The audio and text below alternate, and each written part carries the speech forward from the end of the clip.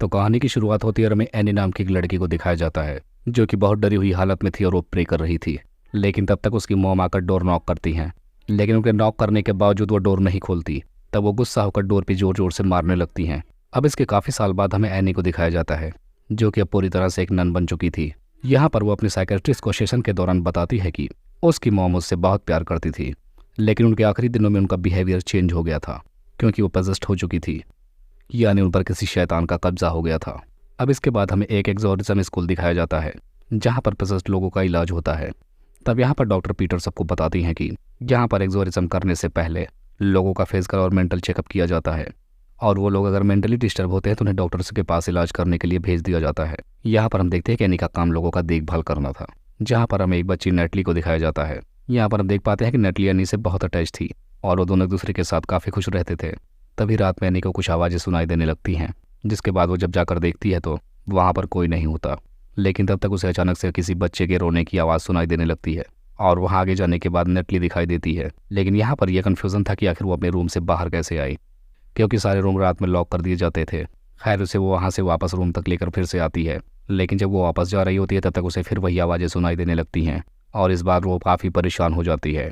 अब अगले दिन हम देखते हैं कि वो एग्जोरिज्म की क्लास में जाकर बैठ जाती है क्योंकि उसे ये सब्जेक्ट बिल्कुल पसंद था। यहाँ पर फादर एक लड़की की पोजेस्ड पिक दिखाते हैं जिसकी काफ़ी साल पहले डेथ हो गई थी, जब उसका भूत उसकी बॉडी से अलग किया जा रहा था। यहाँ पर वो बताते हैं कि जब हम शैतान को किसी इंसान से अलग करते हैं तो शैतान हमें बहुत बहकाने की कोशिश करता है और ऊपर वाले पर विश्वास रखना बहुत ज़रूरी है। अब इसके बाद वो लड़की लाइब्रेरी में जाकर उसी केस पर स्टडी करने लगती है। तब यहाँ पर उसे याद आता है कि जो आवाज़ें उसे सुनाई देती हैं वही आवाज़ें उसकी मॉम को भी सुनाई देती थी। अब वो लाइब्रेरी से उसी संबंधित काफ़ी केसेस को देखती है, जिसके बाद अब एक मैम उसे मना कर देती है कि वो एग्जोरिज्म की क्लास अब नहीं ले सकती, लेकिन फादर कहते हैं कि वो इस क्लास में बिल्कुल आ सकती है। यहाँ पर मैम कहती है कि वो एनी को किसी भी खतरे में नहीं डालना चाहती।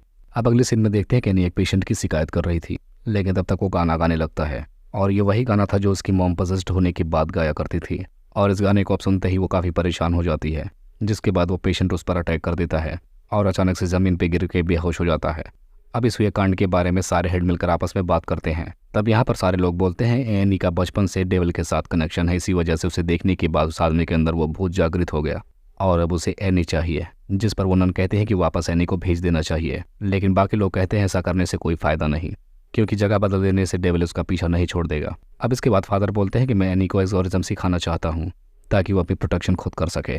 अब इसके बाद देखते हैं कि एनी एग्जोरिज्म की क्लास अटेंड करती है। अब उसे क्लास पूरी करवा कर फादर उसे ले जाकर नेटली के पास ले जाते हैं क्योंकि डेविल काफ़ी बुरी तरीके से नेटली पर हावी हो गया था, लेकिन वो कामयाब नहीं हो पाते।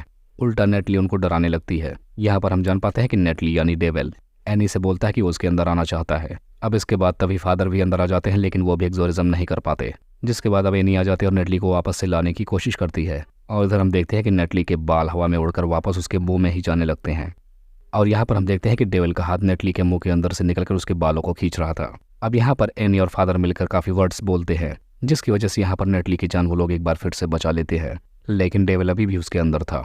अब इसके बाद हम देखते हैं कि फादर एक नन से बता रहे होते हैं कि नेटली का केस काफ़ी बिगड़ चुका है और उसे वेटिकन भेजना पड़ेगा क्योंकि ये वो जगह थी जहाँ पर बहुत ही सीरियस केसेस को रखा जाता था। जिसके बाद इधर हम देखते हैं कि एनी को एक डेड बॉडी दिखाई देती है और जब वो चादर हटाती है तो उसकी मॉम दिखाई देती हैं, लेकिन अचानक से वो वहाँ से गायब हो जाती हैं और पीछे से आकर उसका गला दबाने लगती हैं। लेकिन तब तक उसकी अचानक से आँख खुलती है और ये सब कुछ उसका एक सपना था। अब अगले दिन हम देखते हैं कि एनी नेटली से मिलने के लिए जाती है, लेकिन चर्च ने उसका एक्सेस चेंज कर दिया था, जिसकी वजह से उसके रूम में नहीं जा पाती। अब अगले दिन हम देखते हैं कि एनी जब अपने बालों को काट रही होती तभी उसकी आंखों में अचानक से दर्द होने लगता है और अचानक से उसकी आंखों से एक हेयर निकलने लगता है और बैकग्राउंड में हमें उसकी मॉम की आत्मा को दिखाया जाता है। अब इसके बाद हम देखते हैं कि साइकेट्रिस्ट उससे मिलने के लिए आती हैं और वहाँ पर उसे एक बुक गिफ्ट करती हैं और उसे बताते हैं कि नेटली अब बिल्कुल ठीक हो चुकी है और वो वापस अपने घर जा चुकी है। अब ऐसा सुनने के बाद एनी बहुत खुश होती है, लेकिन कुछ दिनों बाद फादर डेंटी आते हैं और वो बताते हैं कि डेविल अभी भी नेटली के अंदर है और ऐसा करके उसने 3 लोगों को जान से मार दिया है और उसके हाथ में एक लॉकेट भी दिया है और ये वही लॉकेट था जो एनी ने अपनी बेटी के हाथों में डाल दिया था, यानी वो उसकी सगी माँ है और वो डेविल उस तक पहुँचने के लिए नेटली का इस्तेमाल कर रहा है। फिर वो उसे वहाँ लेकर जाता है जहाँ पर नेटली को रखा गया था। अब डेविल एनी को देखते ही बाकी प्रिस्ट को मार देता है, जिसके बाद अब वो नेटली की आवाज़ में पूछता कि आखिर तुमने मुझे क्यों छोड़ा, जिस पर एनी बोलती है कि उसे पता है कि तुम डेविल हो और तब वो सिर्फ 15 साल की थी और वो नेटली का ख्याल बिल्कुल नहीं रख सकती थी, जिस पर अब नेटली उसे हक करने लगती है। लेकिन तब तक डेविल नेटली से एनी में अंदर आ जाता है। अब यहाँ से फादर डांटी नेटली को लेकर भागते हैं, लेकिन डेविल उसके भागने के सारे रास्ते बंद कर देता है। अब इसके बाद डेविल जब एनी के अंदर आ जाता है तो एनी खुद अपनी बेटी को पानी में डुबाकर मारने लगती है। यहाँ पर हम जान पाते हैं कि डेविल उस पर बिल्कुल हावी हो चुका था, लेकिन अचानक से उसे अपनी मॉम की आवाज़ सुनाई देती है जो कि कह रही थी कि उसे छोड़ दो। अब यहाँ पर हमें असल कहानी का पता चलता है।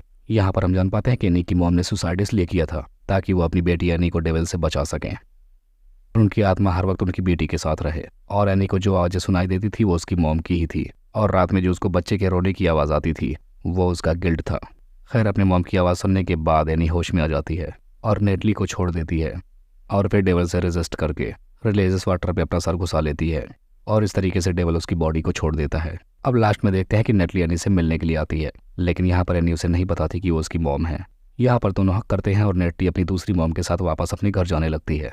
यहाँ पर फादर एनी से मिलते और वो बहुत खुश थे कि उसने आखिरकार डेविल को हरा दिया, लेकिन यहाँ पर वो कहते हैं कि जैसे तुम डेविल को जान चुकी हो वैसे डेविल तुम्हें भी जान चुका है और अब तुम्हें और सतर्कता से रहना होगा।